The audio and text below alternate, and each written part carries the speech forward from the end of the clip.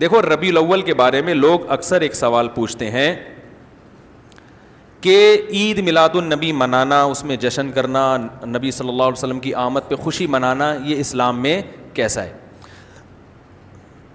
ہم رسول اللہ صلی اللہ علیہ وسلم کی سیرت دیکھتے ہیں. پہلی بات تو یہ کہ 12 ربیع الاول نبی کا یوم ولادت ہے، اس پر کوئی صحیح روایت موجود نہیں ہے. اگر ہے تو بھائی کوئی دکھا دے، بھائی یہ روایت ہے، اس کے یہ راوی ہیں، سارے ثقہ راوی ہیں. ایسی کوئی روایت موجود نہیں ہے، اور اس کی وجہ یہی ہے کہ اللہ تعالیٰ نے اپنے نبی کی ولادت کے دن کو امت سے چھپا لیا ہے تاکہ اس میں خرافات نہ، کیونکہ پچھلی امتوں نے کیا نا اپنے انبیاء کی ولادتوں کے دن کے ساتھ.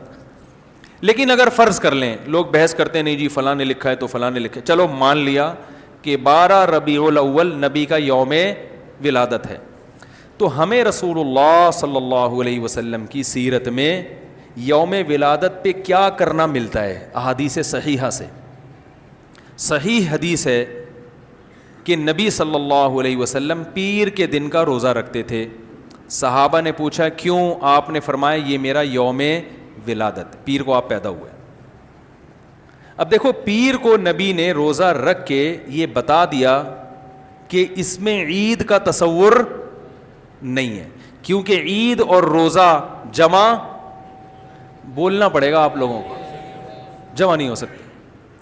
اب اس کو سیلیبریٹ نہیں کیا جا سکتا. جس دن روزہ ہو جائے گا نا، اب وہ سیلیبریٹ کرنا اس کو ممکن ہے ہی نہیں، اس میں جشن کا تصور ہی ختم ہو گیا. جو ہماری عیدیں ہیں ان میں روزہ رکھنا جائز ہے؟ عید الفطر کو کوئی روزہ رکھے؟ بولو بھائی. اگر جس دن روزہ رکھا وہ عید نہیں ہو سکتی، جو عید ہے وہ روزے کا دن. کیا خیال ہے؟ عید اور روزہ ایک دوسرے کے کیا ہیں؟ اپوزٹ. کیونکہ عید ایک خوشی کا دن ہے اور اس کو سیلیبریٹ کرنا ہے، تو سیلیبریٹ جو کیا جاتا ہے کھا پی کے کیا جاتا ہے یا بھوکا رہ کے کیا جاتا ہے؟ دیکھو آپ کے بچے کا امتحان میں پاس ہو گیا اچھے نمبروں سے، بہت خوش ہیں آپ نے تمام رشتہ داروں کو فون کیا، بھائی میرا بچہ 100 نمبروں سے پاس ہوا ہے، میں بہت خوش ہوں اور میں اب جشن مناؤں گا، ایک سیلیبریٹ کروں گا اس کو. بھائی کیسے کریں گے؟ بھائی آپ تمام لوگوں سے گزارش ہے کہ صبح کا ناشتہ بھی چھوڑ دیں اور کل دوپہر کا کھانا بھی چھوڑ دیں. ہاں بھائی یہ کیا ہو گیا بھائی؟ یہ خوشی ہے یا کوئی غم ہے بھائی؟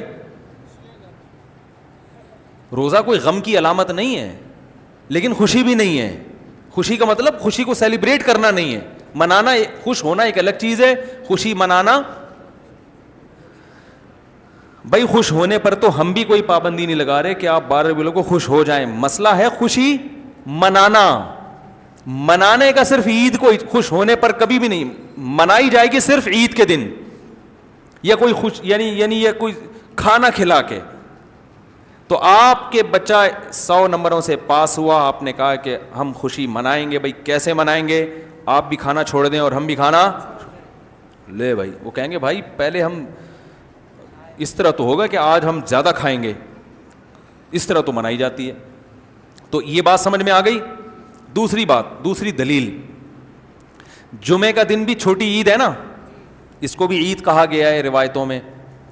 اسی وجہ اور عید کے بہت سارے احکام جمعے کے دن بھی لاگو ہوتے ہیں. غسل کر کے نہا دھو کے مسجد میں اجتماع ہوتا ہے، عید کے دن بھی غسل کر کے نہا دھو کے اجتماع ہوتا ہے. نبی جمعے کے دن بھی اچھے کپڑے پہنتے تھے، ہم عید کے دن بھی بولتے کیوں نہیں اچھے کپڑے پہنتے ہیں، جمعے کے دن بھی خوشبو لگا کے نہا دھو کے، عید کے دن بھی ایسے ہی. اور حدیث میں جمعے کے دن کو بھی روزے کے ساتھ خاص کرنے سے منع کیا گیا ہے. لا تختصوا لیلۃ الجمعۃ بصلاۃ ولا یوم الجمعۃ بصوم. حدیث میں آتا ہے جمعے کی جو رات ہے اس کو عبادت کے ساتھ خاص مت کرو اور جمعے کے دن کو روزے کے ساتھ خاص مت. جمعے کو روزہ رکھنا کوئی اضافی فضیلت نہیں ہے.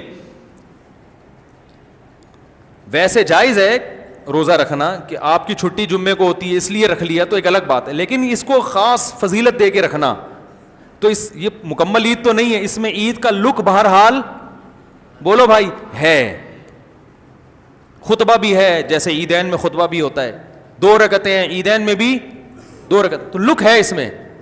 اب ذرا ٹیکنیکل پوائنٹ کو سمجھیے گا آپ لوگ.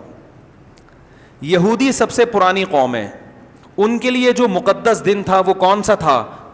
ہفتہ، اور وہی ان کی چھوٹی عید تھا. سمجھ رہے ہیں نا؟ اسی میں وہ اجتماع کرتے تھے. عیسائی اس کے بعد آئے, ان کے لیے کون سا ہوا؟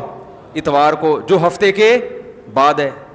مسلمان ان کے بھی بعد آئے, تو ہمارے لیے کون سا ہونا چاہیے تھا؟ پیر. اور یہ یوم ولادت بھی تھا, تو اس کو تو زیادہ فضیلت ہونی چاہیے تھی نا بھائی, عقلی لحاظ سے بھی اور جو حکمت ہے اس کے لحاظ سے بھی. عقلی لحاظ سے اس لیے کہ وہ پہلے تھے تو ہفتہ, پھر اس کے بعد اتوار, تو اب ہمارے لیے پیر.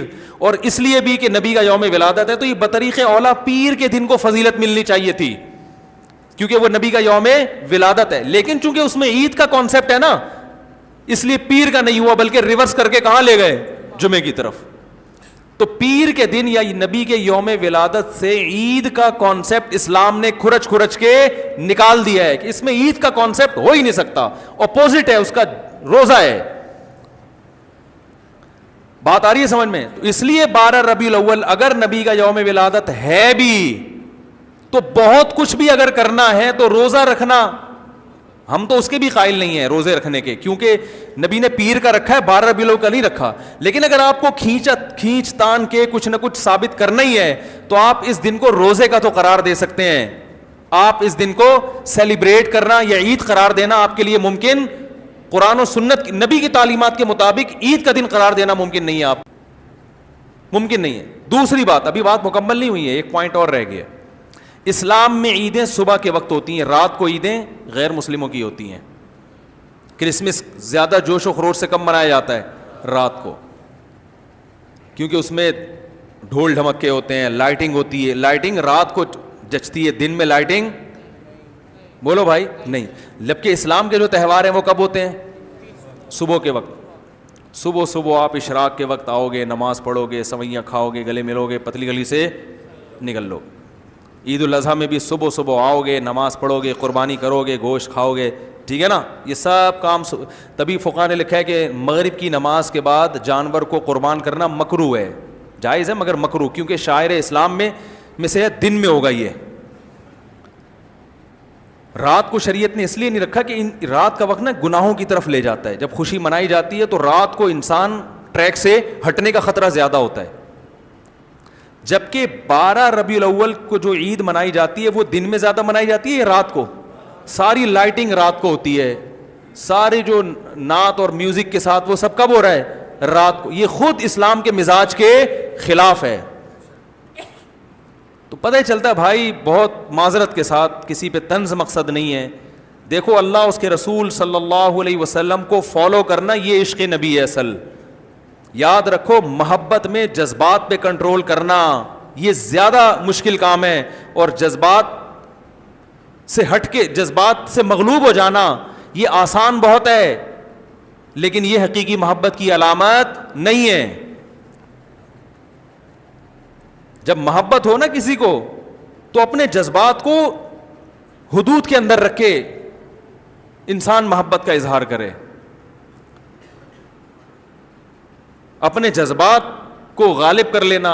نبی کا عشق ہر مسلمان کو ہے, ہر ایک کا دل چاہتا ہے یہ کرے یوں کرے نبی کی یاد میں, لیکن آپ اپنے اس جذبات پہ کنٹرول کریں. بولے بھائی رسول اللہ صلی اللہ علیہ وسلم کی جو اطاعت ہے وہ پہلے ہے, اپنے جذبات بعد میں.